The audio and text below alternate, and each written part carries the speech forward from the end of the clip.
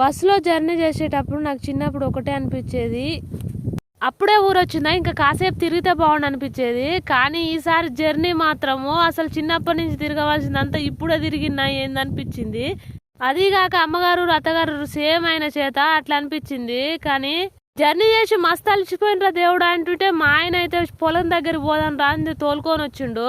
Tractor కు wheels ఎక్కియాలి, నారుమడి దున్నాలని చెప్పేసి తోలుకొని వచ్చిండు. మృగశిర కార్తెలో క్రాసమ్మ నారు పోయడానికి నారుమడి అయితే సిద్ధం చేయాలి రా హెల్ప్ చేయాలని చెప్పేస్తే ఇంక నేనైతే వచ్చిన. కొడుకు వచ్చినాక వీల్స్ అయితే ఎక్కించినాము.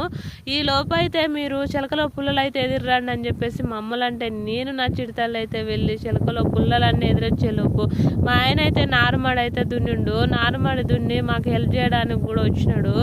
ఇప్పటి నుంచి అయితే పొలాలు దున్నడం స్టార్ట్ అయిపోతుంది. ఒక్కొక్క మడి బారుతా ఉంటే ఇక దున్నుకుంటా పోతా ఉంటారు, ఎందుకంటే నీటి సమస్య ఉంటుంది కాబట్టి. చూడుర్రి మా ఆయన అయితే నారుమడి అయితే దున్నడం అయితే మొదలు పెట్టిండు. ఓకే ఫ్రెండ్స్, వీడియో నచ్చితే లైక్ చేసి ఛానల్ సబ్స్క్రైబ్.